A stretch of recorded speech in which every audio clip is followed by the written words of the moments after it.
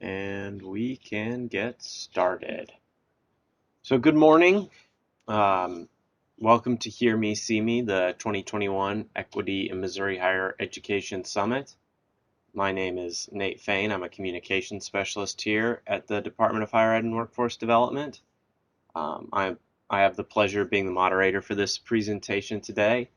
It'll be done by my colleagues from Degrees When Due, Jennifer Pocai, Dr. Robyn Walter, and Dr. Ionia Shivers. Before we get started, there's some virtual conference etiquette I wanted to go over really quick. All participants should stay muted to eliminate any background noise. We would love to see all your faces, so if you have a camera, turn it on to better engage with us. All presentations will be live, so bear with us for any technical issues. Hopefully we don't have any of those. The chat will be monitored for questions throughout the presentations by me. If you enter the session and decide it's not quite for you, you can close out and head to a different session, just like you would at a regular in-person conference. All sessions will be recorded, so you will be able to access them after the conference. Don't forget to engage with us on social media using hashtag Equity2021 at MODHEWD and our new conference website. Make sure you visit that. So without further ado, I will turn it over to our presenters and we can get started. Thank you so much, Nate. I appreciate that. My name is Jennifer Pocai, and I'm a research analyst at the Institute for Higher Education Policy in DC. And thank you again for attending today. We're going to talk a bit about the national completion crisis that's going on right now and how IHAP and its partner institutions across the country are trying to increase institutional capacity to ensure that more students re-engage and cross the completion finish line. So thanks again for joining us. And so we'll talk a little bit about students with some college no degree, what the equity implications of that are. I'll give a brief overview of Degrees When Due, and then you'll hear from our partner institutions that are in Missouri and participating in Degrees When Due, and those are East Central College and also Lincoln University. And then lastly, we'll open it up to questions, any questions you may have. So according to the latest National Student Clearinghouse data, there are more than 36 million Americans that are 25 and older that have accrued some college credits but have not yet earned a degree. And 10% of those, or 3.6 million individuals, are considered potential completers. And those are individuals that have accrued approximately 2 years worth of academic credits, but again, have not yet earned a degree. And so within Missouri itself, 650,000 individuals that are adults in Missouri have accrued some college credit but no degree. And out of those, just like the country, 10% have roughly 2 years of accumulated credits. And so what you see here is actually research from Lumina. And so as we probably all well know as practitioners and individuals engaged in higher education, in general, first generation, low income, part-time, adult students and students of color tend to complete at lower rates than their counterparts. And therefore, breaking down barriers to stopped out student engagement and completion is not only an attainment issue, but it's also an equity issue. And this chart is taken from the Lumina Foundation's A Stronger Nation initiative, and it shows adults in Missouri that have earned an associate's degree or higher. It's broken down by race ethnicity over a 10-year period, so from 2009 to 2019. And attainment is measured against the state's goal of 60% completers by the year 2025. And as you can see, there is a significant discrepancy between Asian and Pacific Islander students and white Missourians versus American Indian, Alaskan Native, Hispanic, and Black Missourians when it comes to post-secondary attainment. And so IHAP's Degrees When Do It is an equity-based completion initiative that's designed to increase degree attainment among individuals with some college and no degree.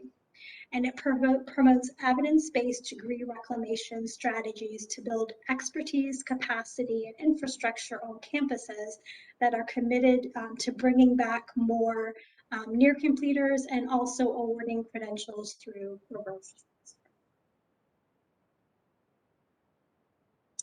And so we are in our third year. We're actually close to wrapping up. We'll be wrapping up at the end of this calendar year. But over the last 3 years, we've had 23 states participate, almost 200 higher education institutions, and 59 of them have been minority institutions. And so some ways that Degrees When Do works, it helps institutions implement proven reverse transfer and adult re-engagement strategies. It provides institutions technical support through a learning management system and also through a coach that has gone through this process before themselves that guides institutions through implementation and then also kind of institutionalizing and sustaining the work. Degrees When Do also helps institutions leverage real-time student data and examine existing policies and procedures to make a case for needed changes within institutions and systems and on campuses. And then lastly, Degrees When Do connects institutions across the country that are doing this work within a community of practice. Degrees When Do also promotes data disaggregation to identify barriers to completion, especially for students from underserved student populations and different pathways. And equity includes an understanding of a student's experiences based on different demographic factors such as race, ethnicity, income, age, whether they might be a veteran, a parenting student. And so the bottom line is there's no one size fits all degree. I'm thinking of degrees, one size fits all solution for all students. And data helps us identify barriers to re-enrollment, persistence, and completion, and can help us start to think about solutions to those barriers for different student groups. And of course, when we think about re-engaging stopped out students, it's important we think about who those students are, why they stopped out in the first place, and what we need to do in order to bring them back successfully and have them persist. And now I'd like to introduce my first co-presenter, which is Dr. Robyn Walter. And Dr. Walter received her bachelor's degree in nursing from the University of Missouri in Columbia and a master's degree in nursing from St. Louis University. She also just recently earned her PhD, so congratulations on that, from the School of Nursing and Health Studies at the University of Missouri, Kansas City. And Dr. Walter's research interest involves student success and the relationship of career commitment and academic persistence. And she's been a nursing educator for 18 years and is currently the Vice President of Academic Affairs at East Central College. So I'll turn it over to you, Robyn. All right. Thank you, Jennifer. I'm very excited to have this opportunity to share with you our approach to student re-engagement and how we became involved with Degrees When Do and how we have worked through the process. East Central College is one of the Missouri community college in the community college sector. And we are located about 35 miles to the west and south of St. Louis, just to give you an idea of where we're located. Our service area is large, and we include some outlying metropolitan areas of St. Louis. However, most of our service area includes a large rural area, really expanding points west, south, and north of St. Louis. We have campuses, locations in Rolla and in Washington, and our main campus is in Union. Next slide.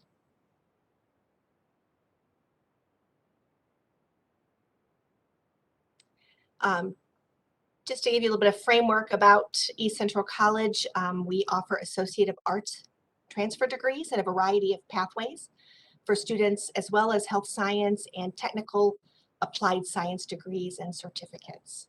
As you can see, we have about an 18-to-1 student to faculty ratio, and you can see that 95% of our full-time first-time full-time students in this year's cohort received some type of financial aid.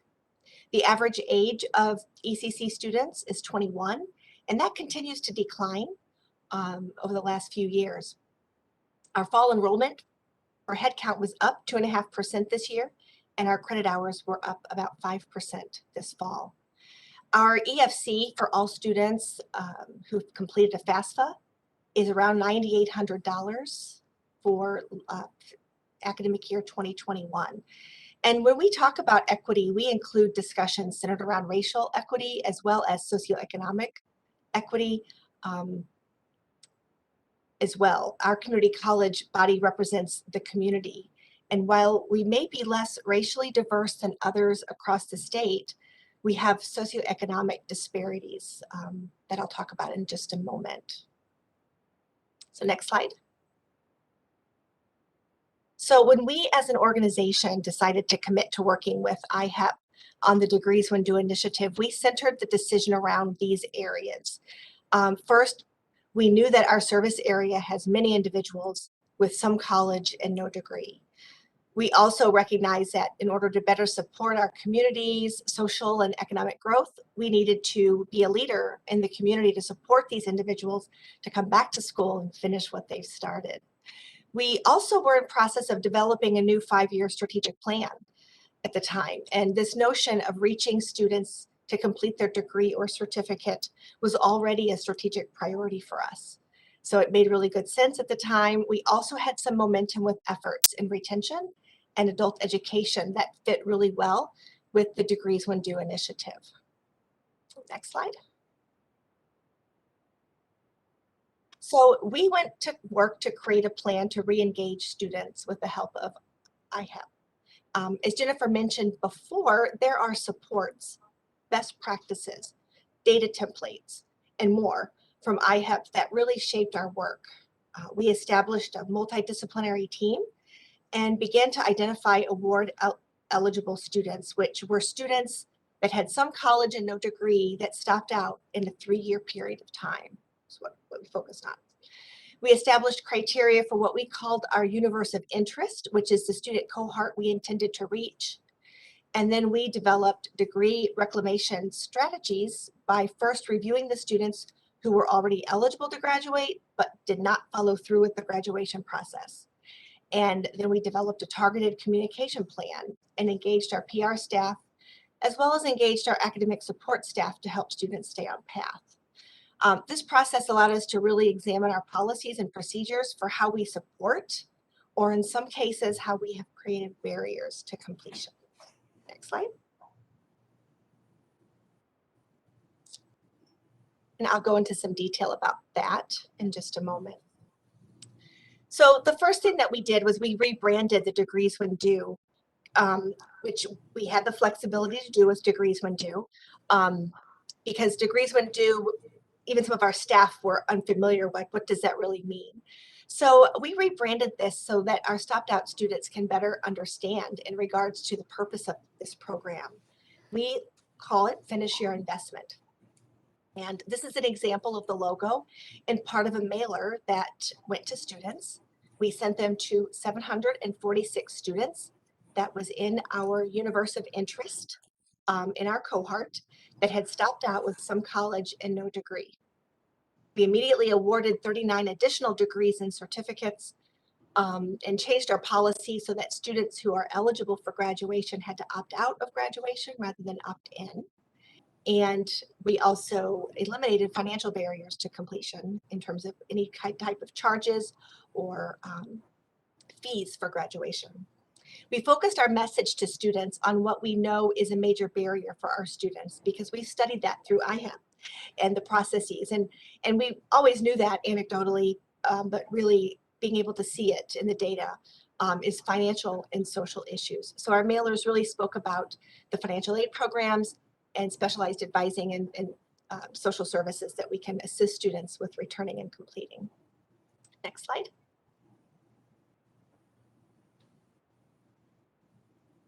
And then this mailer indicates to students that by finishing your investment, you really invest in yourself, your family, and your future. And we also used suggestions from a few of the colleges from the first degrees when do cohort, and really used individualized mailers as much as possible to reach students. They could see themselves as somebody who could come back and complete. Next, please. So once we reconnected with students, we worked to keep them on path. They were directed to a single admissions representative who specialized in advising adult returning students. We paired students with one advisor and one success coach who worked in tandem with routine communications and support. We use an early alert system, and these students had a tag, we call them tag, as FYI, so that faculty and staff would recognize that these students were returning to finish their investment. And we know they stopped out for a reason. And if the barriers were not addressed in an individualized success plan, we recognize that they may be at risk, obviously, for stopping out again. Next, please. So what did we do? We already talked about a little bit about the academic support with an individualized plan for success. But in addition, the success coaches reach out to students in a scheduled and targeted manner to offer support, check in, and direct them to resources. For example, reminding students to complete necessary financial aid documents. We provide multiple touch points for personal support through the success coach and advisor team model. We also have recognized that one barrier that students experienced that caused them to stop out is career indecision. And we are in the process of developing our Falcon Career Center, which will be housed in a new redesigned space on campus with new positions for a career counselor, a full-time career counselor, in addition to the career counseling that we have, but really ramped up, as well as a social worker for social support needs for all students. But certainly this group of students present with some very unique needs as they return to complete their degree. In terms of financial support, you may recall I mentioned the average EFC, the estimated family contribution for our enrolled students that completed a FAFSA, obviously, was around $9,800. The EFC for the stopped out students in the universe of interest, and we had 746, so we had quite a few, is around $3,800. That's quite a difference. These students started out with an intent to complete in order to create more opportunities for them. And financial difficulties is a major barrier. So we have several initiatives to help students, not only when they come back, but we've learned how we need to address these before they even stop out. One of those initiatives is helping students pay off their account balances that kept them from coming back through a matching scholarship fund. We engaged our foundation for part-time scholarship opportunities. Many of our students that stepped out were part-time also, so increasing opportunities for scholarships for our part-time students. We made additional emergency funds available, and we personalized the financial aid advising process for these stopped out students. We are in process of exploring the development of an ASAP program. I'm not sure if you're familiar with that. It's an accelerated study in associate programs. And the ASAP program provides eligible students with robust financial, academic, and personal support, and it has been shown to substantially increase 3-year retention rates. And you can find more information at the Community College Research Center website, and I will throw this link on the chat in a few minutes. We included this program in a Title III grant proposal, and we see real value in this combination of institutional scholarship and academic support program combination. Next slide, please. Our initial outcomes are modest, but for the students who come back, they see our real interest in helping them succeed, and seeing them is very inspiring. We also have better policies and practices in place for reaching and supporting stopped out students. We have found better practices for keeping students on path and even avoiding stop outs when possible. Through this process, even through COVID, our retention rates are up, and that's something that we're very proud of. The focused work on reviewing policies and practices with an equity and inclusivity lens has been very valuable work. And the process through IHEP provided us these tools and supports that really helped us engage in these conversations across campus. Next step, or next slide. Last, I wanted to share with you with a quote from one of our stopped act students that came back. This is Mercedes. She was so excited when she received her flyer and her personalized letter from the president of the college that we wanted her to come back and finish her investment. She said she needed to hear from someone else that she can do this now, and she did. Mercedes was just 12 credit hours short of completing her degree. Now she calls herself a college graduate, and we're very proud of her. Back to you, Jessica. Thank you so much, Robyn. And now I have the pleasure of introducing my second co-presenter, Ionia Shivers. Dr. Shivers is the director of the School of Education Student Support Services. She also oversees the Bachelor of Liberal Studies degree program and Degrees When Due initiative at Lincoln University. She received her PhD in education from the University of Southern Mississippi in 2008. And Ayanna is an active member of her community in Mexico, Missouri, where she serves as a councilwoman and the immediate past mayor. She's also the founder of Anointed Life Saving Ministries, Inc., which is a 501c3, and the organization's mission is to be the bridge that closes the gap that exists between people from different cultures and different socioeconomic backgrounds. And Dr. Shiver's passion is helping others succeed. So now I will turn it over to her. Hello. Good morning, everyone. I'm trying to not get my phone to stop ringing. It's been off all morning, I promise you. So I'm going to start by sharing a little bit about Lincoln and our involvement with the Degrees When Due program. Lincoln is an historically Black college university, or noted as a HBCU. It was founded in 1866 by members from the 62nd and 65th Colored Infantries. One of the things that we're really proud about our,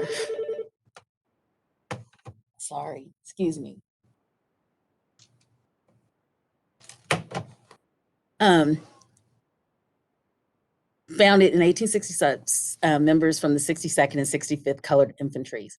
So one of the things that we're really proud of is the fact that these members of the 62nd and 65th were freed slaves that were from Missouri and had fought in Texas.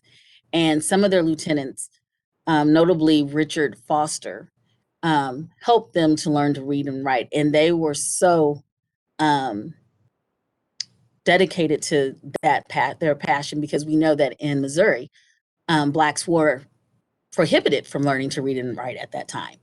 That they wanted to make sure after the war ended that they did something to allow others like themselves to have the opportunity to learn to do so. And so some of them donated as much as the equivalent of 1 year salary. The 62nd contributed about $5,000, the 65th Colored Infantry approximately $1,400. They came back to Missouri, and in 1866, it was formally announced that they had an organization. In September 17th, 1866 is when the doors of Lincoln Institute actually opened. In 1890, we're proud to be able to say that we became the second land-grant institution under the Morrill Act. So one of the things about that is we have always had in our history the ability to open the doors for people who historically did not have access. In 1921, so we're celebrating 100 years of being a university, we became a university in the state of Missouri.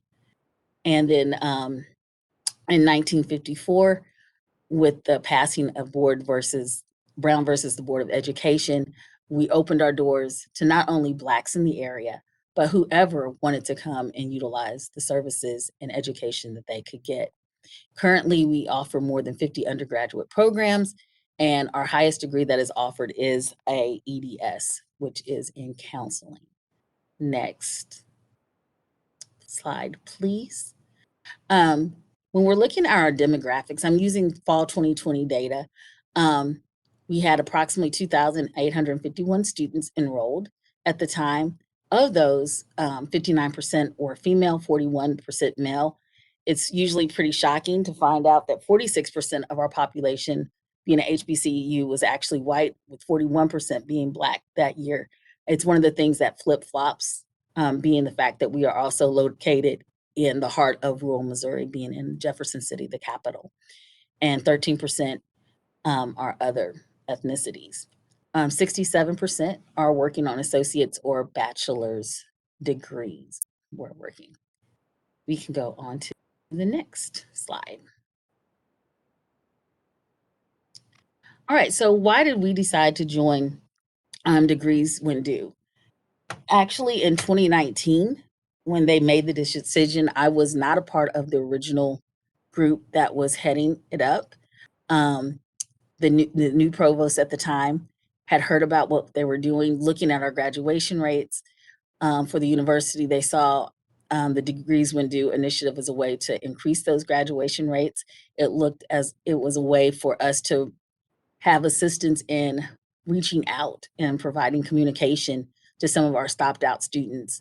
And we just saw it as a benefit for our institution to be a part of a national organization. I joined the initiative around, I'd say, about February of 2020.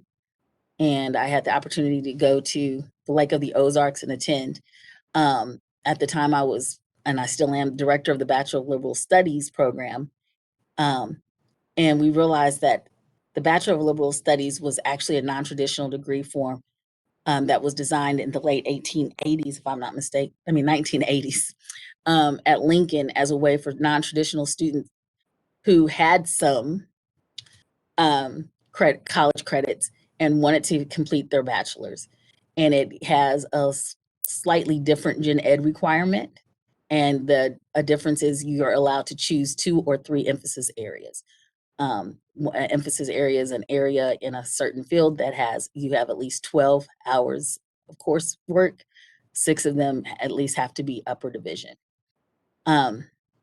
So when we joined the cohort, they pulled the data and they realized that they pulled 256 students over that 3-year term. We didn't focus on students who were necessarily working or hadn't received their associate. We were focusing on students who had 90 credit hours or above, but had not, and were hopefully within a semester or 2 of graduating with their bachelor's. We're going to be very honest. It has been a challenge at Lincoln over the last couple of years. After I joined in February of 20, by August of that year, I was asked to lead our efforts with Degrees When Due, just because we've had several different administrative changes, our registrars changed, but we were still dedicated and wanting to do something with the data that we were collecting and moving forward. And so to make this happen, we were able to get the support of our 3 deans to reach out to their departments and get department heads and different people to help us do manual degree audits of a little over 100 of the 256. We do have self-service, but one of the things is we were new to self-service and all those degree plans had not been loaded yet, so we can do them electronically at that time. Next slide, please.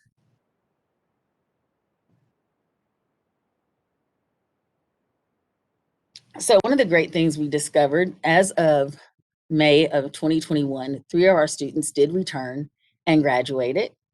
Of the degree audits that were completed, it was discovered that 1 was eligible to receive a degree in history and that 7 are eligible to receive BLS degrees. Of the 7 who were were eligible for BLS degrees, 2 of them were not Bachelor of Liberal Studies majors. So one of the things that we're trying to do, and we're still working on, is if we notice that maybe they're 3 or more semesters from their degree plan, is having me look over those degree plans for the Bachelor of Liberal Studies. We also noticed that there were a few students that were on our initial list that needed to be removed because they actually had entered our school with a bachelor's or an associate degree prior. And what has the impact been for Lincoln? One of the primary things is it is our hope that by January, our new registrar that started in August, this summer, we'll have all of our degree plans uploaded in self-service. So it'll make it easier for us to run the degree program audits, making the work a lot less time consuming. We're working on policies on what can we do, similar to what Dr. Walter says, how can we make sure that the cost of graduation isn't hindering those who are eligible, especially those who, when we go back and recheck against different standards, possibly are eligible to have a degree. And we're working on policies and procedures for reaching out to our stopped out students on a regular basis and being more effective and intentional about increasing our graduation and retention rates. Thank you.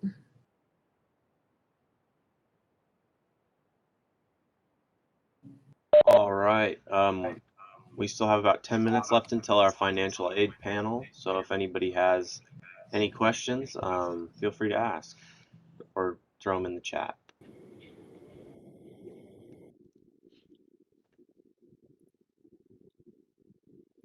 I have a question. I'm not any of the administrative person in the university level, but I'm an architect and I was actually currently working on some projects with Lincoln University. So it was really good to hear somebody from Lincoln University. I do have a question about, like, why do you think it is important for the students, like, or Lincoln, to essentially assist the students or help them out to getting the degrees? Is it something that Lincoln is finding that it will better the enrollment for future students, or what was the actual reason that you felt like that the students who are completing quite a few credit hours are not necessarily pursuing a degree, or would having a degree from Lincoln better the enrollment or the elevate the cause of Lincoln?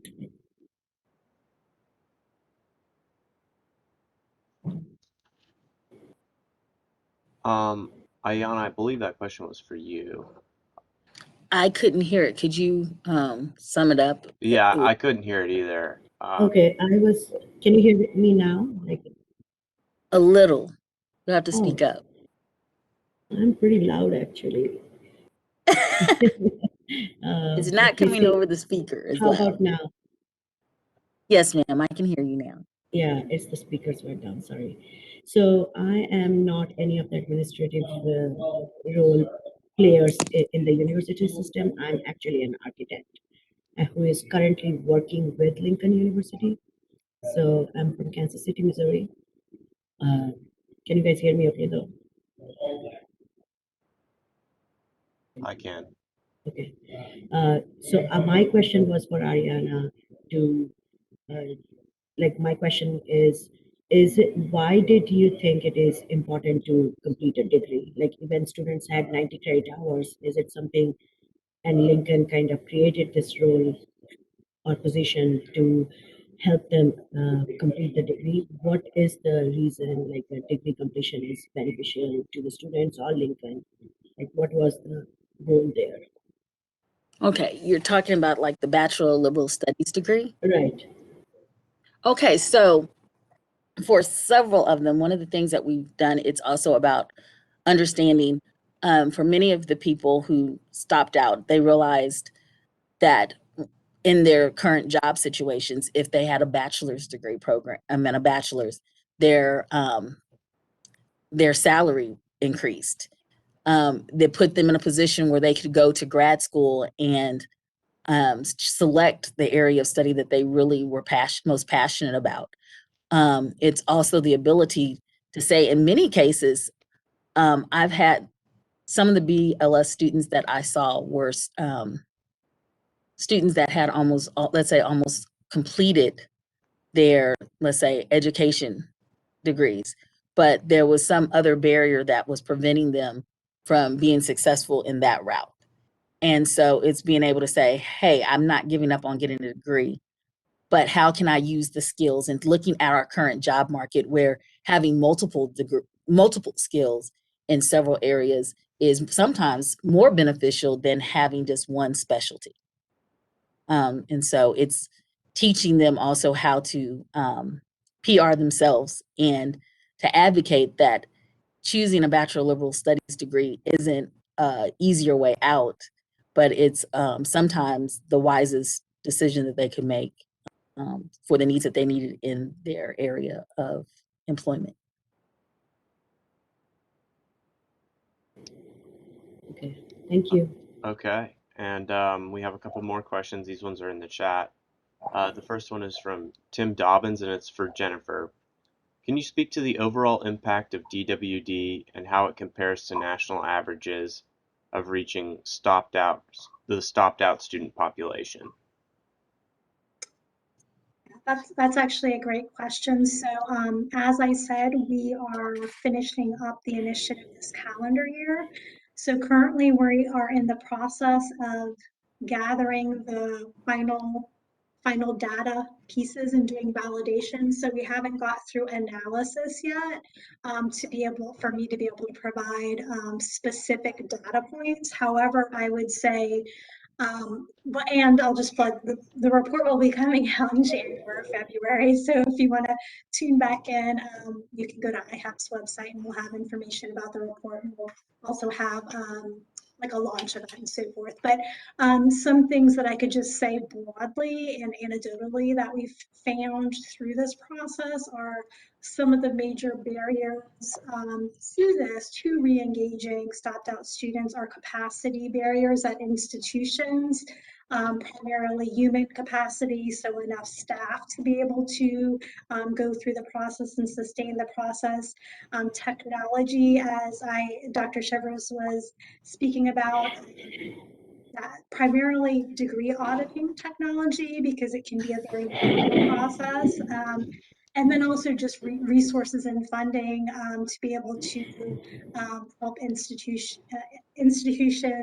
have the capacity to do this, but also for students to be able to come back, like for instance, resolving debt, institutional debt that students have, or being able to help them with different forms of financial aid and things of that nature. So I would say that's one major takeaway at this point.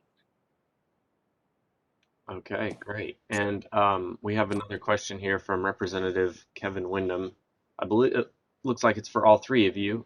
What are some steps that the Department of Higher Ed and Workforce Development and the Missouri Legislature can take to further assist stopped out students?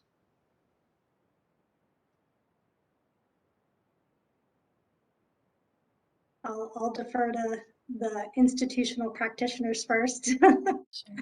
Well, I would say in visiting with students that have come back or have stopped out, that have some college and no degree, the reasons that they stop out varies, but many times it is financial reasons.